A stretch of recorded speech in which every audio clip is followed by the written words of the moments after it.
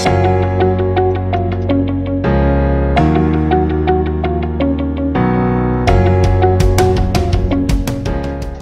Hello my dear lovely students, आप सभी का स्वागत है पीपीआई ट्यूटोरियल के यूट्यूब चैनल पे। मैं विकास कुमार आप सभी का स्वागत करता हूं और आज की इस वीडियो में बहुत ही आपका खास होने वाला है।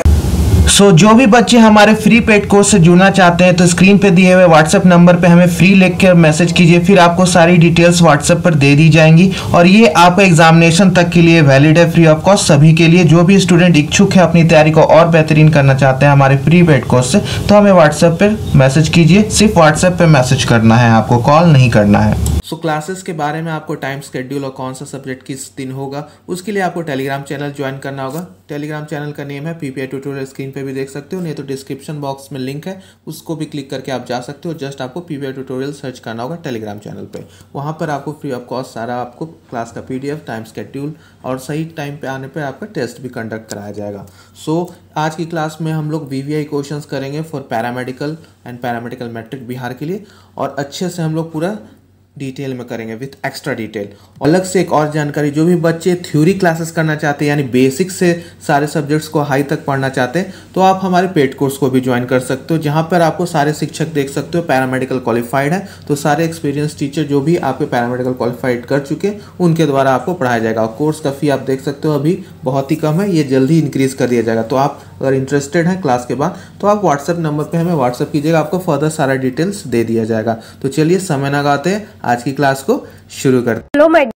आज के क्लास में हम लोग जीके का इम्पोर्टेंट क्वेश्चन सीरीज करने जा रहे हैं, जिसमें आज का हमारा क्लास 7वां है। ठीक है, इम्पोर्टेंट क्वेश्चन सीरीज जीके का क्लास 7 है, इससे पहले 6 क्लास हो चुका है। तो चलिए हमारे क्वेश्चंस की ओर बढ़ते हैं।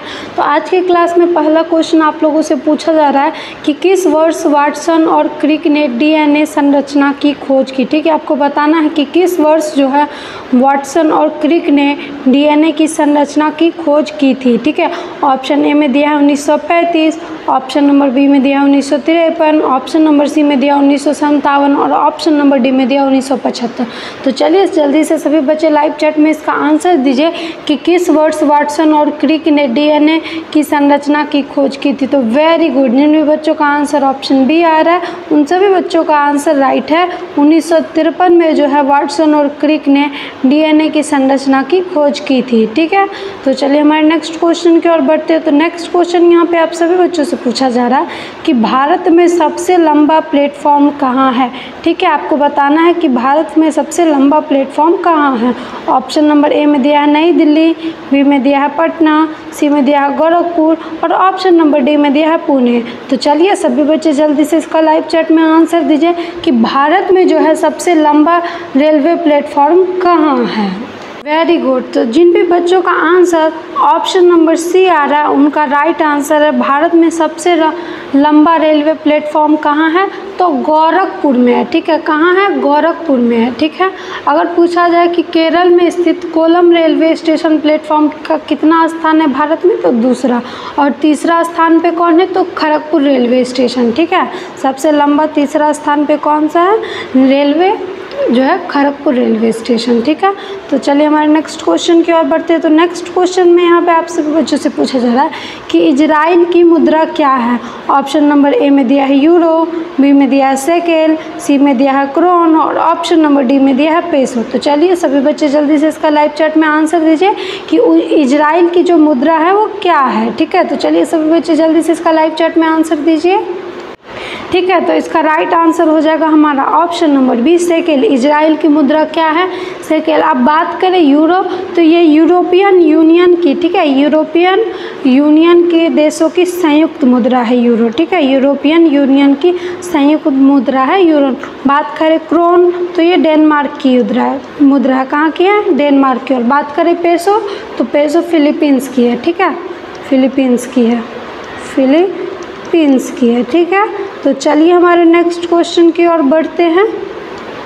नेक्स्ट क्वेश्चन में आप सभी बच्चों से यहाँ पे पूछा जा रहा है कि जकार्ता इसकी राजधानी है। ठीक है, तो आपको बताना है कि जकार्ता जो है किसकी राजधानी। ऑप्शन नंबर ए में दिया है इंडोनेशिया, बी में दिया है इटली, सी में दिया है सिंगापुर और ऑप्शन नंबर डी में दिया है ईरान। तो चलिए सभी बच्चे जल्दी से इसका लाइव चैट में आंसर दीजिए कि जकार्ता किसकी राजधानी है। चलिए सभी बच्चे जल्दी से लाइव चैट में आंसर दीजिए। तो वेरी गुड, जिन भी बच्चों का आंसर ऑप्शन नंबर ए आ रहा है उनका राइट आंसर है इंडोनेशिया की राजधानी क्या है, तो जकार्ता है।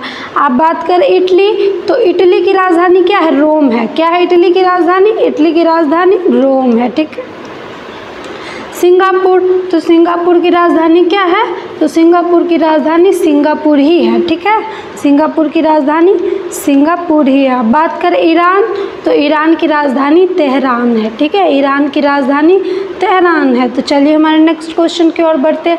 यहाँ पर नेक्स्ट क्वेश्चन में पूछा जा रहा है प्रथम एशियाई खेल कहाँ हुए थे। मतलब आपको बताना है कि प्रथम एशियाई खेल कहाँ हुआ था।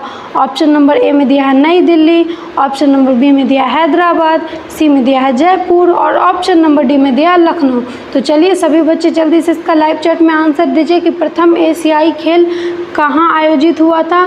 तो वेरी गुड, जिन भी बच्चों का आंसर ऑप्शन नंबर ए आ रहा है उनका राइट आंसर है प्रथम एशियाई खेल कहाँ हुआ था, तो दिल्ली में हुआ था। और कब हुआ था, तो 1951 में। ठीक है, 1951 में दिल्ली में हुआ था।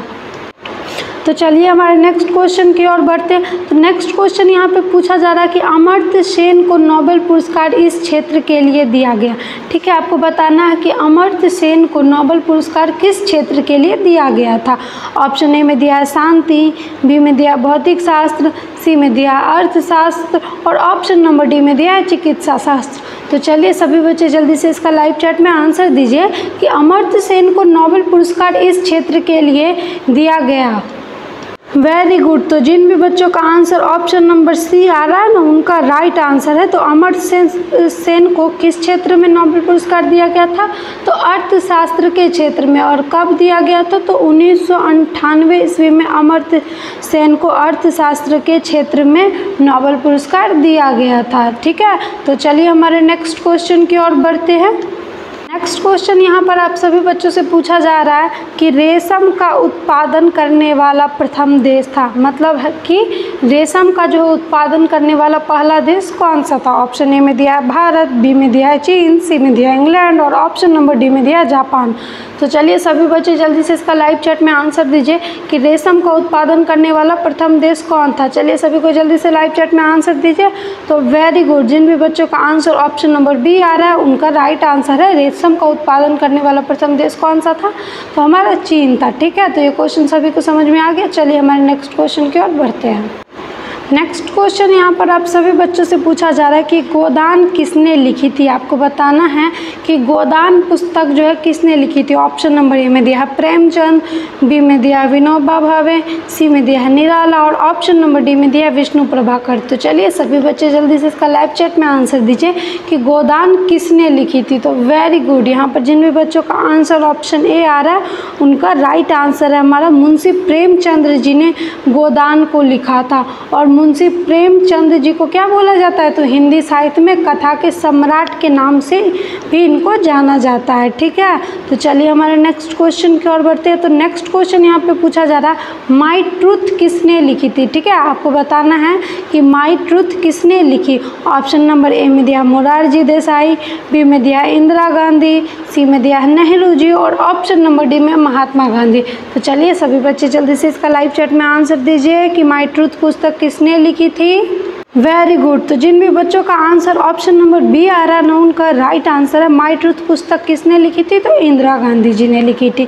ठीक है, तो चलिए हमारे नेक्स्ट क्वेश्चन की ओर बढ़ते हैं। नेक्स्ट क्वेश्चन यहाँ पे पूछा जा रहा है कि 2 अक्टूबर का महत्व इस कारण है। ठीक है, आपको बताना है कि 2 अक्टूबर का महत्व किस कारण है। ऑप्शन ए में दिया शिक्षक दिवस, बी में दिया विश्व पर्यावरण दिवस, सी में दिया शहीद दिवस और ऑप्शन नंबर डी में दिया लाल बहादुर शास्त्री जयंती। तो चलिए सभी बच्चे इसका आंसर दीजिए कि 2 अक्टूबर का महत्व इस कारण है। तो वेरी गुड, जिन भी बच्चों ने आंसर ऑप्शन नंबर डी दिया है ना उनका राइट आंसर है लाल बहादुर शास्त्री जयंती। ठीक है, और इस दिन जो है ना महात्मा गांधी जी का जन्म दिवस भी तो महात्मा गांधी जी का भी जन्म दिवस मनाया जाता है, महात्मा गांधी जयंती। ठीक है, गांधी जयंती हम लोग मनाते हैं 2 अक्टूबर को, इसलिए भी इस दिन का खास है ना। 2 अक्टूबर किस लिए खास है? तो पहला तो महात्मा गांधी जी की जयंती है और दूसरा लाल बहादुर शास्त्री जी की जयंती है। ठीक है, और जो है 2 अक्टूबर को जो है ना संयुक्त राष्ट्र जो है अंतर्राष्ट्रीय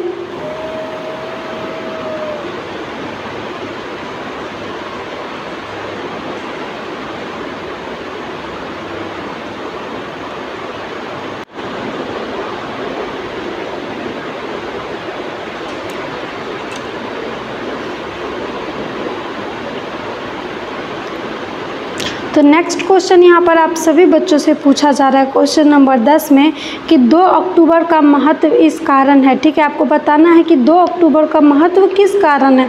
ऑप्शन नंबर ए में दिया है शिक्षक दिवस, बी में दिया है विश्व पर्यावरण दिवस, सी में दिया है शहीद दिवस और ऑप्शन नंबर डी में दिया है लाल बहादुर शास्त्री जयंती। ठीक है, तो आपको बताना है कि 2 अक्टूबर का महत्व किस कारण है। तो वेरी गुड, जिन भी बच्चों का आंसर जो है ना ऑप्शन नंबर डी आ रहा है उनका राइट आंसर है लाल बहादुर शास्त्री जयंती के कारण इसका महत्व है। और यहाँ पर एक और महत्व है 2 अक्टूबर का, तो क्या है यहाँ पे महात्मा गांधी जयंती भी मनाते हैं, है ना। गांधी जयंती भी मनाते हैं हम लोग 2 अक्टूबर को। और इसी 2 अक्टूबर को जो है ना संयुक्त राष्ट्र द्वारा अंतर्राष्ट्रीय अहिंसा दिवस भी घोषित किया गया है। क्या घोषित किया है संयुक्त राष्ट्र द्वारा?